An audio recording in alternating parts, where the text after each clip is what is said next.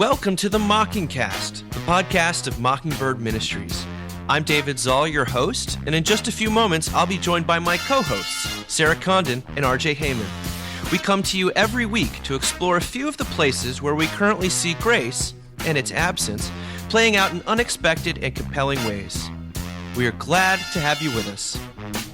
Praise the Lord. Praise the Lord. God. Well, what are your favorite bits of Corona humor so far? Is that sacrilegious to ask? What are your favorite memes or headlines that have made you laugh during this time? I'll give you a couple of mine, and then I want to hear from you. McSweeney's did a list of humble brags you can do during a plague, like didn't even know you could get promoted while working from home, or wife's prayer for her husband to stop watching sports all the time results in a global pandemic. I had that thought. There's another one, Michael Knight, a 29-year-old musician, said, memed, they said a mask and gloves were enough to go to the grocery store. They lied. Everyone else had clothes on. That one was good. What do you guys got?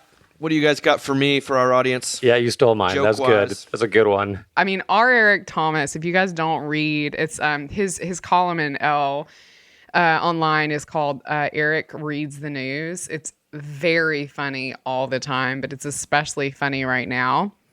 And he has a piece up I love called What to Do If Everyone is Zooming Without You. And it's full of, I mean, it's almost hard to read out loud. It's so funny. But he has this this one bit I wanted to read. Should I organize a Zoom happy hour? And he says, literally do whatever you want.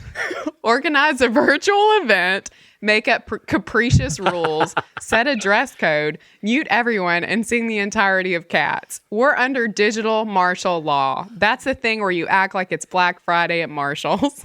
One of the things I'm finding most successful is randomly sending celebrities the Zoom access codes for online events. I know they're not busy, just sitting in their mansions, learning the words to imagine. They'll welcome the distraction. So if you've been wishing you could stare into a video screen and chat with Little Richard, now is your chance. It's very funny. I love it. RJ, anything else you got to share? I just think, and this is a little bit my own thing as well, but just children, just seeing children everywhere and seeing people, like adults, engage with their children in like wonderful, unexpected, chaotic, funny ways, whether it's like Jimmy Fallon on The Tonight Show, or, in my house, Marshall just could not be happier. He is just so happy to have everyone home and available, and we're playing. Yeah. And it's just like nonstop party time. And beyond that, I'm not a huge one for meme culture because I'm old. But the whole world just feels like a meme. Like one of our computers broke down and I had to take it to like a micro center because all the Apple stores are shut down. And just like seeing people standing in line, 6 feet apart, or getting takeout at a restaurant in like a deserted, part of town that usually is bustling with, it's crazy. It's weird living in the midst of something that is only in movies. And just to have conversations with people. Also, obviously, to see all the people walking outside. I did see a good meme where it had one picture of a family. It said, before coronavirus, and like everyone's on their individual phone or iPad. And then the next picture is after coronavirus and they're all taking a walk together outside, Or during quarantine, everyone, all of a sudden the law comes in and all it's like you dying want to get do outside. is go outside. Yeah. Yes. My wife is like, are there usually this many people outside? Like, it's kind of crazy. It's crazy. And everyone's keeping their quote unquote distance. But it also sort of feels like a more social time, at least with people that live right around you. So I just can't believe we're living through this. It's bizarre. It's bizarre. We took our kids to the church's playground, which is one of the perks of being a clergy family, right? Is we have keys to a playground. And there's a school there. So it's a nice playground. And so I took the kids up there, and obviously like the gates locked, and people kept coming up and being like, "Can we come in?" And I was like, "We're in a zombie movie right now. Like, this is so creepy." Because I was like, "No, you can't." You know, like good luck. And you were out holding a there with bat. the You're holding a flesh bat eaters. just in case. Yeah. Well, there'll be. I Terrifying. mean, we're going to come back to humor. It feels like the last week there was sort of a tipping point in terms of maybe before things get as bad as they're going to get, people have really amped up the jokes. And I think the first thing I saw was when Andy Crouch tweeted like, had not planned on giving up quite this much for Lent. Very funny. And then you have Neil Diamond doing Sweet Caroline about hands, washing hands. It's kind of everyone's got. My personal favorite is anything to do with Alan Partridge and washing hands. I just fall to tears. But writing in Time Magazine there's some articles that have come out about what is this humorous instinct or impulse reflex that we're seeing playing out right now in America. And one comedian, Erica Rhodes, was quoted as saying, "Laughter is a symbol of hope and becomes one of our greatest needs in life, right up there with toilet paper." And of course, while humor can helpfully lighten things up, too much laughter and flippancy can signal a person is trying to escape from reality. And to that, you just say, well, why on earth wouldn't we want to escape from reality a little bit? But breaking the tension by posting memes, I think, has been one of the many kind of, I don't know, bright sides of this very scary fiasco. But let's go from the humorous into the slightly more serious. The Harvard Business Review had an interview with David Kessler, who's the world's sort of foremost expert on grief, worked with Elizabeth Kubler-Ross, who many people know. And the title of the interview was "That Discomfort You're Feeling is Grief." Business Review said, people are feeling any number of things right now. Is it right to call some of what they're feeling grief? Kessler answered, yes, and we're feeling a number of different griefs. We feel the world has changed, and it has. We know this is temporary, but it doesn't feel that way, and we realize things will be different. Just as going to the airport is forever different from how it was before 9/11, things will change, and this is the point at which they changed. The loss of normalcy, the fear of economic toll, the loss of connection. This is hitting us, and we're grieving collectively. We are not used to this kind of collective grief in the air. We're also feeling anticipatory grief. Anticipatory grief is that feeling we get about what the future holds when we're uncertain. Usually it centers on death. We feel it when someone gets a dire diagnosis or when we have the normal thought that we'll lose a parent someday. Anticipatory grief is also more broadly imagined futures. There is a storm coming. There's something bad out there. With a virus, this kind of grief is so confusing for people. Our primitive mind knows something bad is happening, but you can't see it. This breaks our sense of safety. We're feeling that loss of safety right now. I don't think we've collectively lost our sense of general safety like this. Individually or as smaller groups, people have felt this, but all together, this is new. We're grieving on both a micro and a macro level.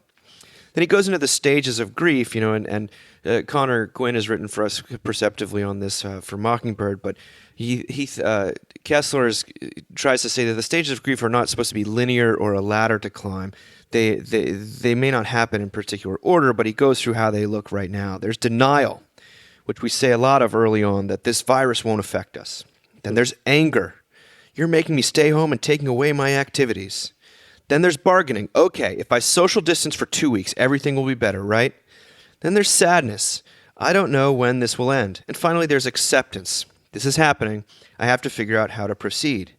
Acceptance, as you might imagine, is where the power lies. We find control in acceptance. I can wash my hands. I can keep a safe distance. I can learn how to work virtually.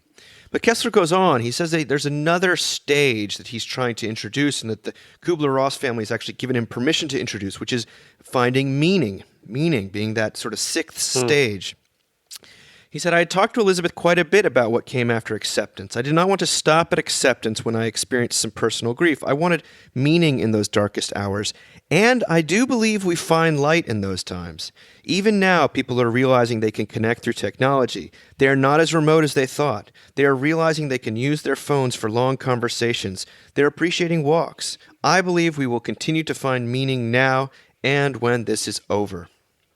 You guys finding any meaning or grief, or you sense that collective grief in the air, or what? What do you think of this? I'm preaching about this Sunday, so it was interesting to see this article going around a lot, because what I'm seeing patterns of. So we've got a Zoom group for, like, I don't know, young moms at our church, basically. Like, if you've got a kid at home, you can be in the group. And so we meet once a week and basically just have a glass of wine and cry together. And then we've got, I'm seeing neighbors out, and I'm seeing people post on social media this thing of like, well, it's not as bad for me as it is for other people. We need to be thinking about these other people over here. Have you thought about these other people and how they're dealing with it?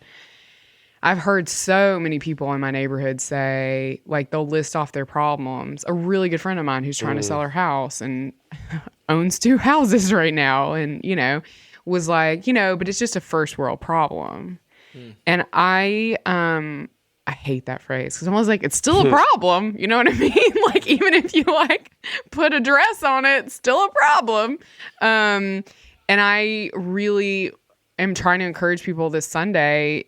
And I would really encourage anyone who's listening to this, who's preaching this Sunday, to think about the kind of the specificity of God's concern and sadness at the death of Lazarus, and also at the specificity by which he calls Lazarus from the tomb. Like, he says his name. And if you don't listen to Same Old Song, which is our preaching podcast, I highly recommend it, because I can't remember if it was Jake or Aaron, but somebody made the great point that, like, part of the reason that Jesus had to say Lazarus's name was because if he hadn't, it was a tomb, and like all kinds of dead family members would have walked out. And so there's something really beautiful to me about, we can't deny our sadness, deny our grief, which I think a lot of us are doing, right? Because it makes us feel like we're in control over it. But we can't deny it without in some way denying making meaning out of this. In some way denying Jesus, right? Like our helper, our healer. So I love that this has been shared kind of across so many platforms in my life, because I think we're all really living in this place of like kind of denying our grief. I'm sad. I mean, I'm really sad. I was supposed to see Dolly Parton at the end of April. Like, I know you're laughing, but my throat closes up every time I say that, because seeing her is like seeing my grandmother, and that's all I want right now. So it's really sad. And like our kids are like having a good time, but also like every time one of my kids FaceTimes with their friends, they're really sad afterwards, because there's this sense of like loss. So I'm thankful that we're having these conversations about the stages of grief. The only complaint I have is like, I really wish they were linear. Just complaining to God or to the universe. Yeah, it's so funny every time we talk about these stages of grief, whoever's writing about it's always like, but it's not linear. I'm like, I just want one person to be like, it's totally linear. You can expect the first one, then the second one, then the third one, then you're done. Like, it's not how it works. So I'm trying to figure out how I'm feeling. I don't know if I'm grieving. I think unsettled for sure. And I think whenever I've noticed in myself a pattern that whenever I'm undergoing some sort of big transition, it takes me a day or two to kind of wrap my head around it. And I'm unsettled and I'm anxious and I am praying and I feel a little paralyzed. But then after a couple days, by God's grace or whatever, I find myself able to move forward. And as you said, Sarah, like I've been having really good moments of connection with my parish. And yesterday was such a gift, because I, like a lot of other pastors and preachers out there, have just been doing everything we can to try to connect with our people in the midst of this new normal, and wondering, we're putting all this stuff out into cyberspace on top of the phone calls we're making, the emails we're making, all that sort of stuff, and wondering, like, is it having any impact at all? And then I got like 4 emails in a row yesterday morning from people being like, thank you so much. We feel so connected. A couple that even said, we feel more, in some ways we feel more connected than we felt before. And so that was really hopeful. And I would encourage those of you listening who attend church and are not pastor types, write your pastors and priests a note, an email of encouragement, or call them on the phone or something, because that kind of stuff, especially in these moments, they're like gold, and they're like oxygen, they're like energy. But now I don't know exactly how I'm feeling. I'm glad my family is together. I'm glad for the time I'm getting with them. I'm glad for a little bit more quiet. It is one of these moments where, Jesus talks about every day having enough trouble of its own. And I feel like I'm living right in the middle of that. And there's some freedom to that, We're all we talked about this last episode, we're all just kind of doing the best we can. And it's lifted a little bit of the pressure off.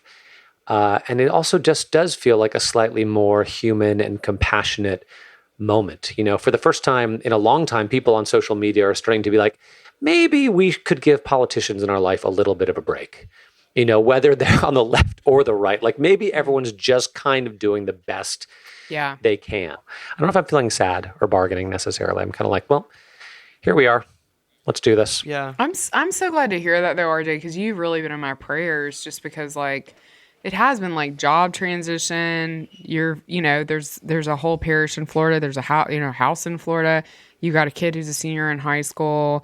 I'm so thankful that you're such a sweet dad and like really take joy in Marshall, because like having a kid Marshall's age in this situation right now sounds like a nightmare. Well, let me say this. 3 months ago, it would have been a nightmare, but he's, my experience that kids his age have about 3 to 6 months of good, 3 to 6 months of bad, and it kind of goes back and forth, but he's in a very sweet moment at present. That's so Praise good. the Praise Lord. God. He's sleeping well. That's so He's good. happy. Yeah. So, Yeah.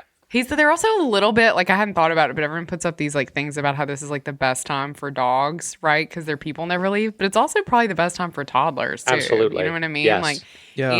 Annie, who's not a toddler but is 5, drew a picture yesterday and put it on my nightstand that said, "Love is being together," and it was all the members of our family, including the goldfish. And I was like, oh my God, this is like, this may be hard for a lot of people, but this is like a really beautiful time for you on some level. He's spending a lot less time in the car than he usually does, and I think he's very happy about that. Yeah. Yeah. I mean, I was trying to think about how, our 3-year-old is very excited to have his brothers at home. Like, there's no question about it. And yet, one of the things that you're sort of getting at, Sarah, and what you said was that people are constantly trying to minimize. They're managing their pain and their grief by trying to minimize it by saying, well, at least I'm not that person. At least I'm not this person. And that can get very tiresome. I think it's a very human reflex. And one of the ways we do that is like, well, I'm so privileged and I'm not like this person. But one of the ways in which I genuinely do feel privileged, and that word is taken on such a kind of a shut up vibe. But in the fact that I am surrounded by family and I'm not alone. And one of the definitely like one of the things I'm actually really appreciating about the coronavirus is that it's such it's so flattening, and to use that word that's out there all the time. It touches on everyone. It doesn't really care and about your status or what have you. But it does seem to people are affected differently if they're completely alone. And that's where my heart goes out, and that's where I think a lot of people who are completely on their own, I think for a while it's fun, and then it gets not fun. Yeah. And so, there's a couple of articles, actually a bunch of articles that have come out this week about loneliness and social distancing and social isolation being really, up until 10 days ago, these were things that were seen as terrible, not just like they're seen as actively awful because of the epidemic of loneliness that we have in our country already. I remember when I talked to Melina Smith, our wonderful Melina, who's just put a great devotional on our website today, and she was saying like Americans sort of already social distance in the sense that she's coming from a Mexican background, and people are all over each other, at least the way she's talked about it. And Italy, they're living on top of each other because they're so much more affectionate. But Ezra Klein in Vox was saying this is just one of many articles about this. He says this coronavirus is also going to cause what we might call a social recession, a collapse in social contact that is particularly hard on the populations most vulnerable to isolation and loneliness, older adults and people with disabilities or pre-existing health conditions. The researchers found that even before the coronavirus, about a quarter of older adults fit the definition of socially isolated. And 43% said they felt lonely. Now, you can be one without the other, but both conditions seem to inflict harm on physical and mental health. Social isolation has been associated with a significantly increased risk of premature mortality from all causes, a recent report found, including a 50% increased risk of developing dementia. One of the things he recommends in that article is that the hardest hit populations are often the least technologically savvy. So one simple way to help may be just to act as tech support for the people in your life who aren't technologically savvy. The eternally put upon younger person in a family who's always called in to be the IT support, and even if they're terrible at technology, right now there's a bit of a nobility to that. And you can actually serve your grandparent or those in your church who just stink at technology. And frankly, one of the things that this coronavirus is dragging so many people onto the internet. We thought everyone was already on there, but it turns out they weren't. Anyway, loneliness. I want to read another article about it, but before we do, I just want to say I'm grateful that in the midst of everything else that's happening, the uncertainty, the anxiety, the fear, I'm not lonely. I'm if anything, I could stand to sometimes be a little bit more lonely. Time. Yes, I had the exact. I'm not sitting around reading the great works of Western, the canon or something like that. I had the same experience. I'm actively corralling children. Sorry, that's right. The other night when finally, the kids were to bed, and my wife and I spent half an hour doing the dishes, cleaning the house, getting our living room in some semblance of normalcy, and sat down to watch an HBO show for an hour together. We're like, yes, this is what we needed, because it's been controlled chaos. And Dave, I love what you say about serving as the impromptu IT director for older people in your life. But I'll also say, just calling them on the phone, can be a huge, ministry as well. Not just aiding them to use Zoom or Facebook or whatever it is, but just spending time with people on the phone. And I found that in our congregation, it's well known, those parishioners who are isolated, they're older, they live by themselves, they don't have a smartphone, they're not great with technology. And I've been really blown away by how proactive our people have been to call those people and check in on them on a regular, sometimes daily basis, just to say, hey, how are you? And so to see acts of service like that has been really, really encouraging. Sarah, what do you think? I mean, I don't know. Sure. I think it's good for us to reach out to these people and help them with technology. And certainly I've seen a lot of churches that are doing that kind of stuff. I also just think, I just want to encourage everyone to think more specifically to their neighborhood. It's interesting in Christianity, we always talk about loving your neighbor, or, invite your neighbor to church or whatever. And at least in my iteration of liberal, often wishy-washy Christianity, what that means is go downtown and serve the homeless population, which is fine. But you've got an 80-year-old woman in your neighborhood right now who's isolated. And so when you want to think about loving your neighbor, we've got a lady across the street from us who is older, who can't leave her house, and won't even she has this little gate outside, and she won't really step beyond that into the driveway right now. And I'm out on the front porch a lot. And so on a daily basis, I'm like, hey, Claire, how's it going? It's those, your actual neighbors is actually who you're called to take care of right now. And I think for a lot of us, that's not a thing we've ever done before, but I think we need to be thinking more that way. One sweet thing I've seen in our neighborhood that I have loved is people are writing notes to their neighbors on their driveway. Which is really beautiful. And there's a kid in the neighborhood who had a birthday, and so people put up signs in their yards. And I don't know, I think the technology stuff is really helpful for people, and I think that there's a lot of valor there. But I think the specific, and Dave, I had a conversation with you when this started where I said this is going to get more and more specific, and it has. And so the way that we love people has to get more and more specific. And honestly, we live in a global context where we know the worst thing that's happening to anyone at any given moment. And so it's very easy for us to minimize our suffering, and even minimize the suffering of people in our own neighborhoods, because we're well, so-and-so in such and such country is, somebody is always having a harder time than you are, and it's probably on CNN right now, And so I think kind of shutting some of that off and saying, like, who is in my neighborhood that needs something? Who is in my neighborhood that needs a word of encouragement? I think that's kind of the best way we can help, especially our elderly, especially our lonely, especially people who live by themselves right now. So, yeah. It's very convicting to think about your actual neighbor, not Neighbor. not the sort of Mr. Rogers sense. Like, who is you?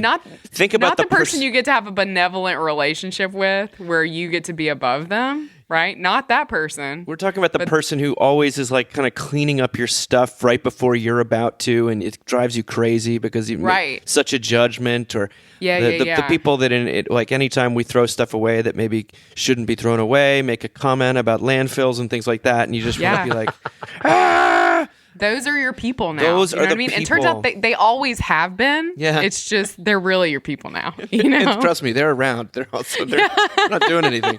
They're actually watching you right now. Double down on our Zoll neighborhood. Are they throwing the right things away program? I know they're paying attention, shall we say? Like, we got a flow chart. Yeah. When are they going to get that bouncy castle out of their front yard? Exactly. Never. We're gonna get kudzu. RJ, how about you, man? What are you thinking? No, I totally agree.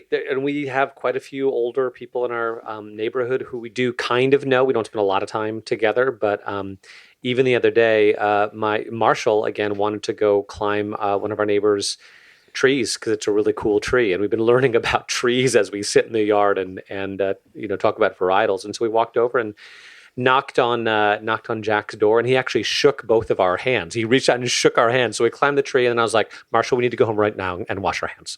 So we ran away screaming. Exactly.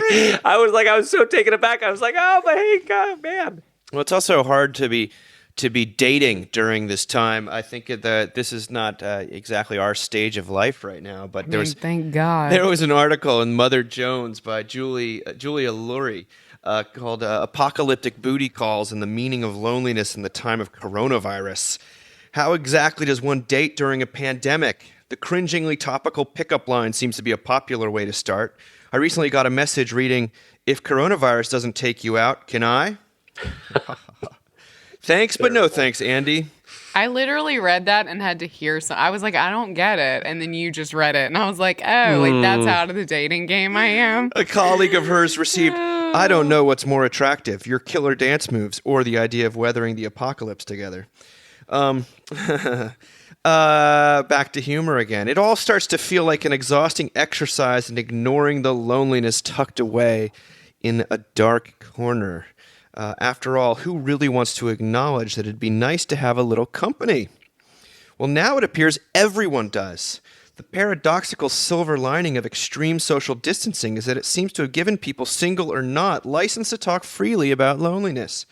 A bright light switched on, the shadows giving way to the real deal. News outlets like Vox, like the Wall Street Journal, like the New York Times, have published long pieces over the past week about the psychological costs of loneliness. Politicians and celebrities from Andrew Cuomo to Lizzo are talking about the toll of isolation too. I do hope that when this is all over, I don't kick the loneliness that's left to its usual spot in the dark corner. There's something empowering about dragging it out for all to see, and watching others doing the same. When I see Linda Holmes, the host of NPR's Pop Culture Happy Hour, tweet, "Good morning! Special fist bump to people like me who live alone when it comes to humans. It's not forever. You're doing great." I want to scream, "You too, Linda, you too." Anything that kind of destigmatizes loneliness as a topic, or at least that can be one of the many silver linings that we're experiencing. I don't want to get overly bright on all this stuff, but is anything, dating in the midst of a pandemic, what do you guys think about all that, or just talking about loneliness in general? I have a friend who, it's funny, is like dating a couple different people, and he's still trying to practice the social distancing when they're around each other, which just makes me laugh. So like, it's very chaste, but like you have people over and like you still have to like have 6 feet of distance between the two of you. I mean, I think it's a weird time to try to date, but then I could also see people really turning to the internet in earnest right now, right? Because it's like, what else are you gonna do? But then like I wonder, I mean, so much of our communication is what we're doing right now, which we're used to with the podcast. But like I had therapy this past week, and we did teletherapy, right? So we did it like this. We could see the screen and stuff. And it was very interesting. She talked a little bit more than she usually talks. She doesn't talk much about herself, but she's got kids like I have kids, so she referenced that. And it felt a little bit more like sherry than it usually feels. And I was like, I wonder if it'll be weird when we go back to meeting in person. Like, it's just such an interesting thing to like be in relationships in this way right now. Yeah. I don't know. I do. This article started with her like having basically a one night stand with a guy that she apparently. I mean, I don't know if you call them like, what do you call those, like 16 night stands? Just somebody you can Friends call with a booty benefits. call is what it's called. Yeah. Yes. And like having one with him right before this started, and I'm just like, I mean, I guess like good for you, but like it's like how to make weird stuff weirder. I don't know, like Yeah. I can't judge. I'm married 13 years. It's just like, ugh. Well, that was I mean, speaking as someone who hasn't dated since the mid to late 90s, I can't necessarily opine on this. But my understanding from people that are living in metropolitan areas, that in spite of the ability to connect physically through all of these various apps and social media platforms like, Bumble and Tinder and Hinge. I hadn't even heard of Hinge. That was a new one that was mentioned in one of the articles we read. That it's very easy to hook up with somebody, but it's no cure for the loneliness. And in some ways, it just has served to highlight the loneliness, right? The lack of emotional connection between people. It's very easy to physically connect, but much more difficult to emotionally connect. And I had a weird thought as I was reading this. As I said a couple weeks ago, one of the commitments I made to myself is that my wife and I would watch The Bachelor. We'd catch up on The Bachelor during our time of social isolation, which we've done. And this last season was interesting because it was pretty clear that Peter, the Bachelor, was in love with this one girl, Madison. But then Madison made this request of him, like, hey, if we're going to do this, like, don't sleep with those other girls. Like, please don't. I'm not going to sleep with anyone, and I don't know how you'd expect me to say yes to a marriage proposal a week from now when I know that you've just slept with a couple other contestants. And of course, he went ahead and did it anyway. But I just thought to myself, if they'd been living through the coronavirus and there had been social distancing, he and Madison might have actually worked out, Right. But it was just the ease with which he could physically connect with these other contestants that led to the breakdown in their relationship. So I don't know. It's a little bit self-righteous. I feel a little self-righteous saying this, but my wife and I, when we were dating, spent a year apart. When I was doing a year abroad and she was back in the States, we were both in college, and we just had to talk on the phone like once a week because it was so expensive. And then we would write emails back then, which thank God email had just come out. But I don't think we'd be married now if we hadn't spent that year apart, actually. And so maybe paradoxically, the inability to physically connect will force people to emotionally connect in a way that they didn't before. I don't think that it could be a bad thing to clarify people's priorities ever. And that this is asking these questions. It's forcing people to ask moral questions and like, is this a person? Okay, I like this person, but are they quarantine like? Are they? It's just Yeah, here's exactly. Seinfeld in there. But I think the fact that it's brought reality closer to the surface and force people to stop in order to deal with some of like the larger questions of like, is this where I want to put my time? Does it matter enough within the pressure cooker of a pandemic? Should it really matter even when it's not a pandemic? I don't know. I can't help but see that as a kind of a relief because so much of our distractions are what are driving us crazy. It's deeply clarifying. I mean, it's already been like clarifying for me in terms of relationships because it's like there are certain people that like I know I can like engage this situation with, and there are certain people that I can't. And like that's like that is because, especially because like, you know, you guys, it's like we've got kids at home. I mean, I'm like busier than I've ever been just trying to like, you know, help somebody learn how to do like long division. And so like I think it's very clarifying for relationships, because you're just like, okay, well, who do I actually want to spend time with, you know, because I have precious little of it. So Yeah, and I've had the experience in the last week of getting called by, you know, good friends that I'm not on like text, you know, kind of text friendship with right now, just from the past, and really Wow. catching up in these long ways. And I find that to be Yeah. yet another Amazing. beautiful thing. Now I'm going to read a little passage from an article that appeared in The Point by Justin E.H. Smith called "It's All Just Beginning." Now he goes through outlining, you know, as all of these essays are going to do, you have to basically catalog the horror of it as by way of qualification before getting on to what you kind of really want to say, which is that you're sort of enjoying what's happening.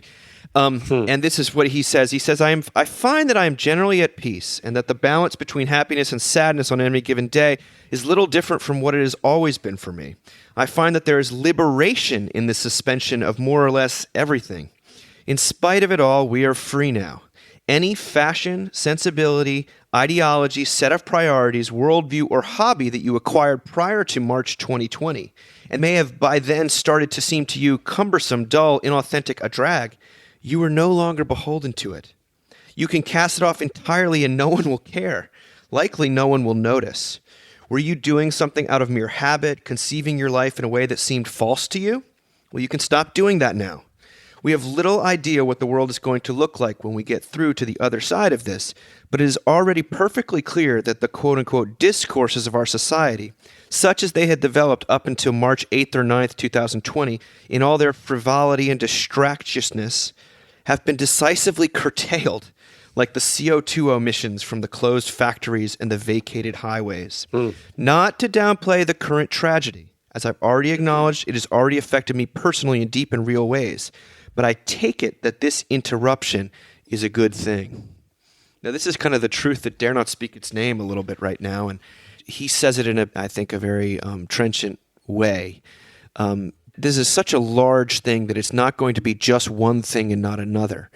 But when you do read that in China, people can see the sun for the first time in ages because the factories have stopped producing all the smog, you think maybe there's something good about this in terms of clarifying people's priorities. I can't help but think of the basically batshit religious discourse in this country, and the deconstructions and the deconversions and the everyone policing each other's ethics and causes and stuff like that. So much A little of it, less policing going on. Thank God. death as the great equalizer just puts it all into kind of it into perspective, I guess, and it also highlights what's really important, which are our relationships, which is God, which is death itself, and the shout from outside the tomb of "Come out, Lazarus." You know, if that shout's there, I need to know about it right now. right. And that's exciting to me. I feel guilty about saying it. It's only mildly guilty about saying it. Maybe talk to me next week, and you know, I might know 2 or 3 people who are in the hospital, and I will take back everything I've said. But for the time being, I'd be dishonest not to allow that. I kind of believe this reset that Justin Smith is alluding to is kind of cool. I mean, I remember, you know, and I wrote a bit about my grandmothers this week for the website, but I remember growing up, both my grandmothers told stories about the Depression, but I asked one of them, because they were super poor, one of them in particular, who was one of 7 children, was super poor. And I said, what was it like to grow up poor? And she said, well, Sarah, everybody was poor, so we know the difference. And it is this interesting thing to me that this is this great equalizer in a culture where, you know, nothing is equal. I think it's going to ask different and weird things of all of our institutions. It's certainly going to ask different and weird things of our churches. I think it's going to ask really interesting and different things from the kind of sermons that we preach in mainline Protestantism. And I'm kind of excited for that, which is, maybe not what people want to hear. And I get that. Look, I mean, we know the reality. My husband and I are literally watching Italy. We're watching these stories about how their coffins stacked up and how the government's paying to have people cremated, and that we've given up sabbatical this summer because we're anticipating that we're going to have to deal with some of that. But Dave, what I want to say to you is I think we can hold those two things together. Yeah. I can also find great joy in the fact that I get to be with my kids this much. I mean, I've had moments where I'm like, this is kind of what I thought sabbatical was going to feel like. Like we're all together. It's good downtime. Now, my sweet husband is running around like a, chicken with his head cut off trying to get things done. But for the rest of us, there's a lot of rest we're finding right now. And I think it's perfectly okay. In fact, I think it is in some ways deeply Christian to say, yes, all these horrible things are happening, but also there is this, this hopefulness in the midst of it. Yeah. And that's okay. And that hopeful change might come out of this and that's okay. If this makes people kinder and if this makes people more connected in their relationships to their family, then these people will not have died in vain, right? I mean, then there will be something good to come out of it. And I think we could spend the next however long we do these, more quarantine specific episodes kind of apologizing for, seeing the goodness in this. But, it's like, I think it frames this whole conversation we're having. I think this frames the podcast, that quote from Stephen Colbert, like what punishments of God are not also gifts. I mean, I think that's where we are. Yeah. And Dave, as you were talking, it just occurred to me that what it's felt like the past few years in America is that it's been living life as though death is not part of life, as if everything is infinitely optimizable. And now we're living life as if death is a part of it and it's not something separate or alien. Yes. It is part of life. It's living life in light of death, which sounds terrible, but it actually, there's some freedom in that. And as you know, Sarah, you were talking about preaching this Sunday. It is a story of Lazarus. It's also the great passage from Ezekiel, the breathing, the breath, into the dry bones and bringing them back to life. And there is something about, before God can bring us back to life, we have to be dead. We have to acknowledge death. And that's more what it feels like to me, that God is breathing life into what was dead, because we were dead before, when we were living life as if death was not a thing. We were just in massive denial of it. And now it's like, no, we can't deny this thing anymore. And now that we can't deny it, we need to admit the truth of our situation. Maybe God can actually breathe some new life into us individually and collectively. No, that's beautiful. Andrew Sullivan put it kind of lyrically, I thought, in his essay in the New York Magazine called "How to Survive a Plague," and he was talking about what it was like to sort of be in New York in the '80s during the AIDS epidemic, and sort of those lessons that were learned. But he says this. He talking about coronavirus. He says, "Good will happen too. Surely it will. The silence in the streets portends something new. The other day, I realized I'd been texting a lot less and calling a lot more. I wanted to make sure my friends and family were okay, and I needed to see their faces and hear their voices to be reassured. As we withdraw from each other in the flesh, we may begin to appreciate better what we had until so recently. Friendship and love made manifest by being together. Simple gifts, like a head resting on your shoulder, a hand squeezed, a toast raised. And in this sudden stop, we will also hear the sounds of nature. As our economic machine pauses for a moment and the contest for status or fame or money is canceled for just a while. All of humanity's problems stem from man's inability to sit quietly in a room alone, Pascal said. Well, we'll be able to test that now, won't we? These weeks of confinement can be seen also, it seems to me, as weeks of a national retreat. A chance to reset and rethink our lives, to ponder their fragility. I learned one thing in my 20s and 30s in the AIDS epidemic. Living in a plague is just an intensified way of living. It merely unveils the radical uncertainty of life that is already here and puts it into far sharper focus. We will all die one day, and we will almost all get sick at some point in our lives. None of this makes sense on its own, especially the dying part. The trick, as the great religions teach us, is counterintuitive, not to seize control, but to gain some balance and even serenity in absorbing what you can't. I think that's Convicting and true. convicting. Comforting.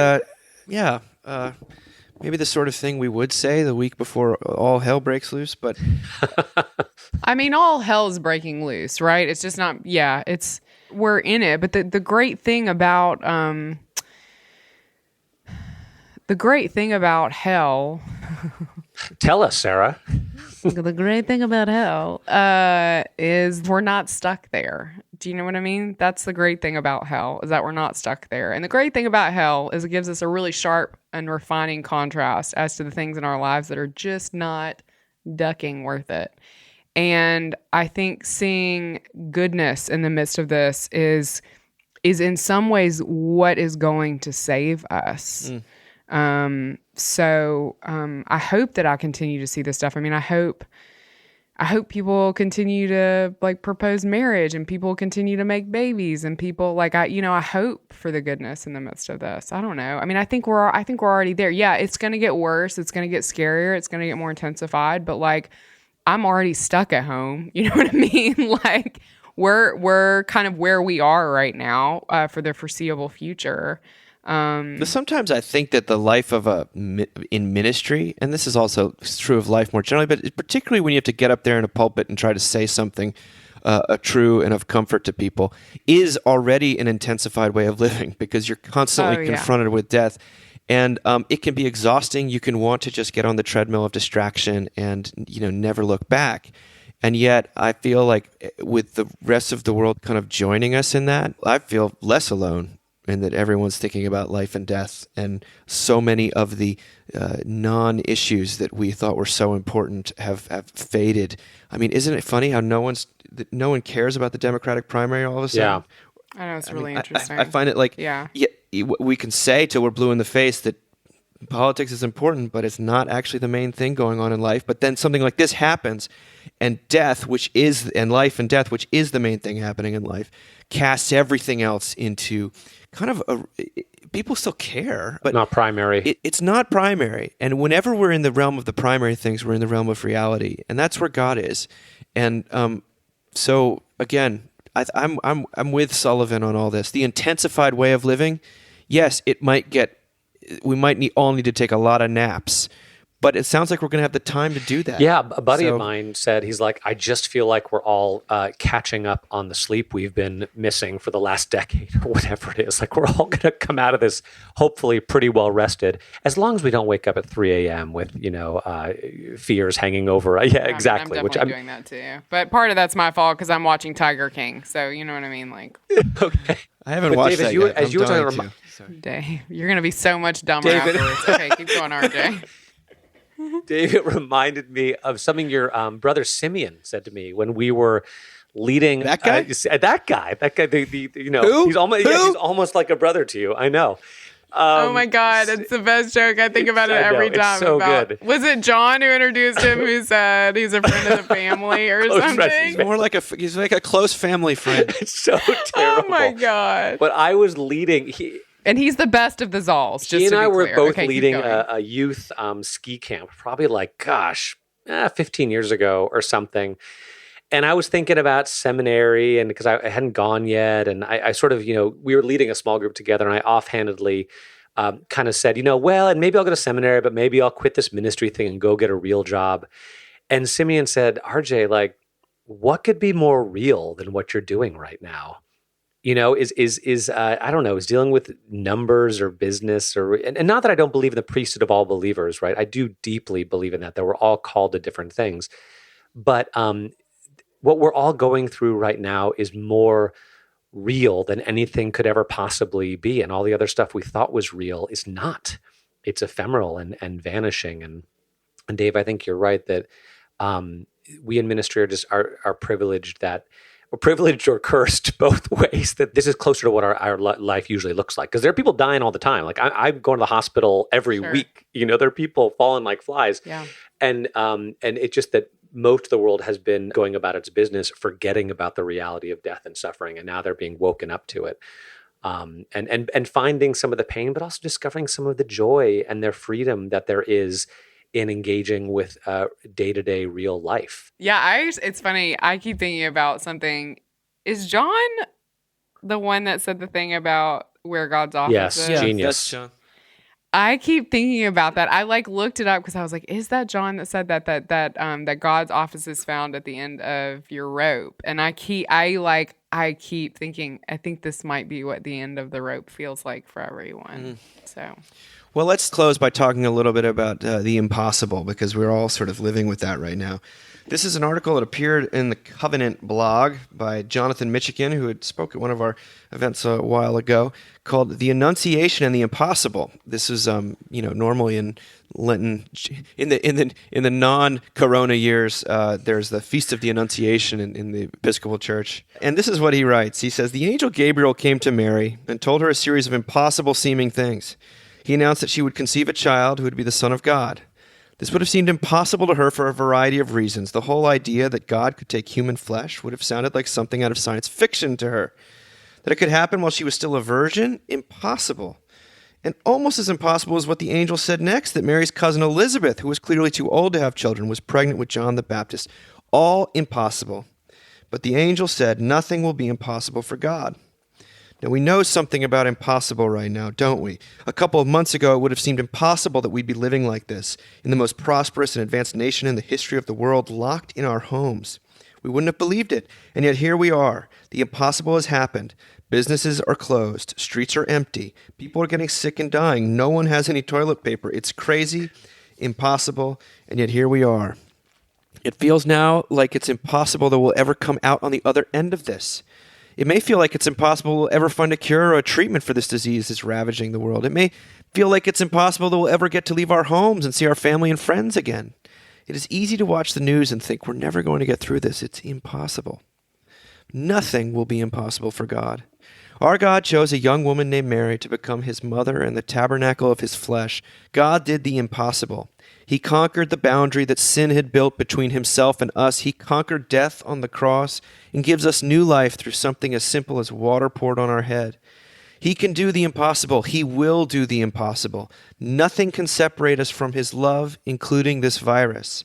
It may keep us from gathering together to worship him, but it can't keep him from loving us. It can't stop him from healing our souls and ushering in his kingdom. The angel announced the impossible to Mary. Today we proclaim the impossible to the world. The Word was made flesh and dwelt among us, and he will make all things new. Never thought we'd be talking about the Annunciation on the Mocking Cast, but impossible, and yet here we are. Same, Sarah, you look like you're trying to bite your tongue right now. I mean, I'm glad people have these things, so that's good. I don't know. It's not it was interesting to me because suddenly, all over my feed, it was like, it's the Annunciation in the midst of all this shit. And I'm just like, okay, I'm 9 months glad. till Christmas. I don't know. I mean, it's yes, God can do the impossible, but I think I need to hear that God is going to do the impossible for me. I don't know. I need to hear that right now, which is that, I wouldn't wake up randomly midweek unable to breathe because I was so anxious and couldn't figure out why. I feel, this is the good and the bad of me having grown up in what was essentially a Baptist Episcopal church, but I feel really disconnected from this part of the church. It doesn't kind of speak to me in the same way. I don't find my comfort there. I am grateful, and I truly mean this, and I hope people can hear it. I am truly grateful that I have brothers and sisters that do find comfort there, but I don't. And I don't know, maybe RJ does. It's just, so I don't want to take that away from anybody. And I know we have a lot of clergy listeners who, the Annunciation is super exciting for them. But for me, it feels like we have to explain who Jesus is over and over again to people right now. And anything more than that anything that could complicate that, anything that could confuse that, this is not the space for that for me. You know, when I talk about how we have to care for our neighbor, part of the reason we have to care for our neighbors because our neighbors don't go to church. They don't really know who Jesus is. They don't really know who Christians are. Their version of it is so maligned and so hateful and so judgmental and so crazy. And I think the more that we can just be very basic about who we are, I mean, that's just what speaks to me and what I think is speaking to people's pain who have no idea what the Annunciation is. So, I mean, I'm glad he wrote this. I'm glad people take comfort there, but that's just not where I am. Was that too honest? No, I'm glad you said it. That's definitely, I wasn't thinking of it, honestly. The reason what hit me was not so much sort of defending the virgin birth or sort of getting into Marian theology, which I also find pretty just foreign to my sensibility. I think that we're at a point where human answers have failed, and they're not really. There's not much to grasp a hold of, and to say that God is the God of the impossible, not just what we see out there that's possible. God is the God of the impossible. That is, and you know, just as like I also get the same comfort when I hear the law preached, and the disciples say, "Well, be perfect as your Heavenly Father," or "Don't worry about anything." How is that possible? And it's not. And Jesus says it's not possible for man. But what is not possible for man is possible with God. That there is another. There will be a new another horizon beyond this. That beyond what we think of currently as possible. So that's where the basic, I think, very basic comfort that I got from this piece unexpectedly.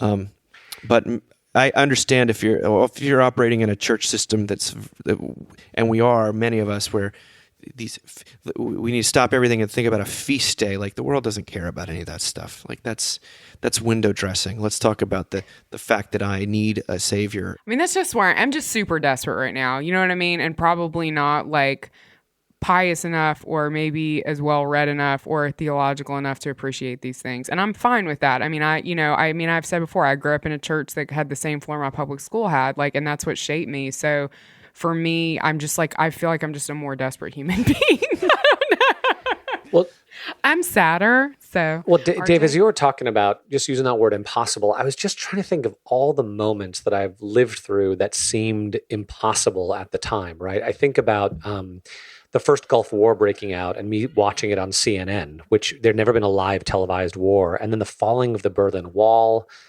and 9/11 and Sandy Hook and the housing crisis. And did I say I probably said 9/11 already, and this and Hurricane Harvey. Can 60 inches of rain really fall in 2 days? Maybe the lesson is that life just continually surprises you, and then all these things that no one saw coming and could never happen, they seem to be happening over and over again. And I'm not that old. You know, I'm only 40. How old am I? 43, 44 years old. Like, I'm old enough to not exactly remember how old I am. But then I do go back, and I know I've told this story before, but my son asking me in the wake of Sandy Hook, how could God let this happen? And me saying, I don't know, but what I do know is that when he showed up, he was good.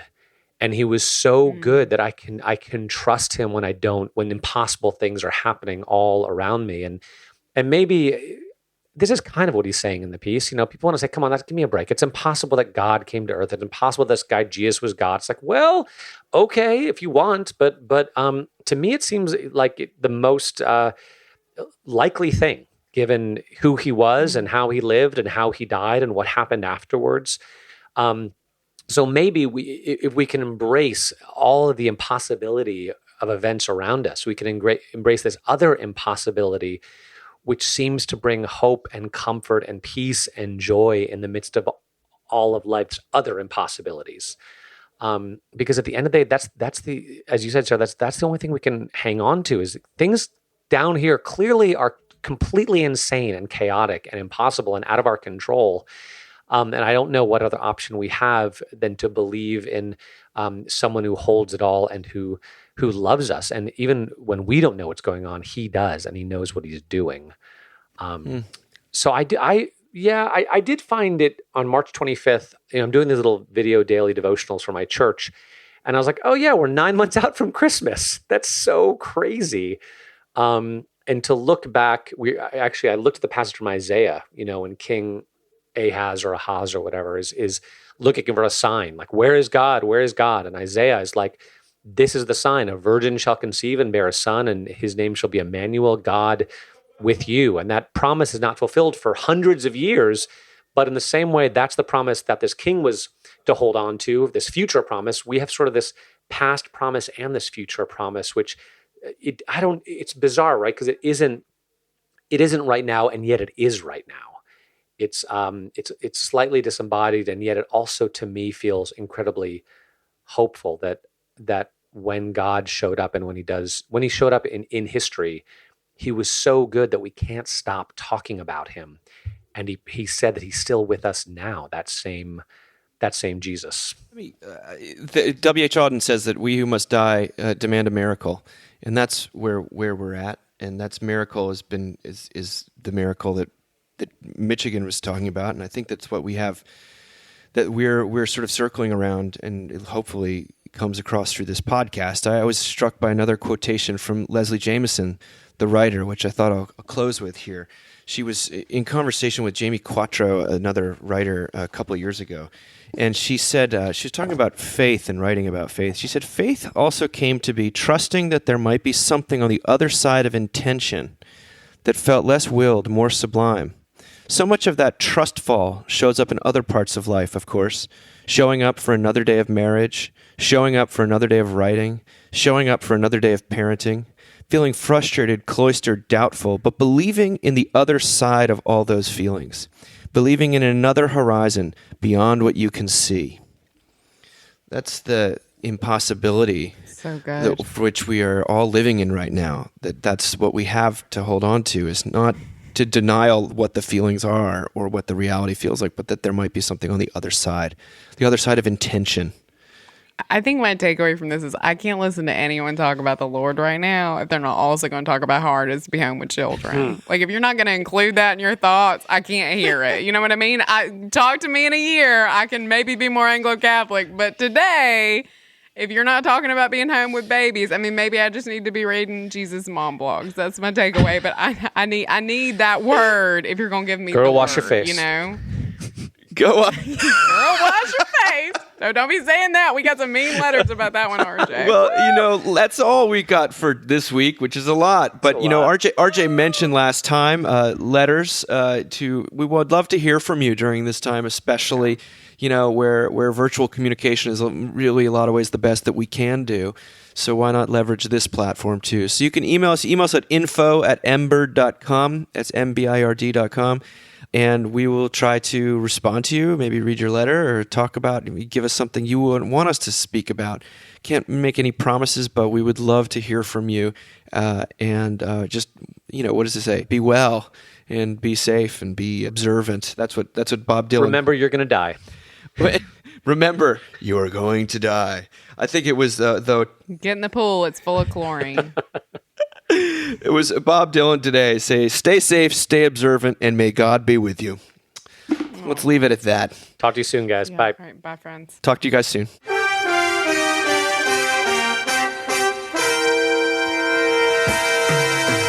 Thank you for listening. Remember, you can find us on the web at www.mbird.com. And we'd always love to hear from you at info@mbird.com. Audio production for the Mockingcast is provided by the Narrativo Group, and if you like what you've heard, please do drop over to iTunes and leave us a rating and review. Until next time.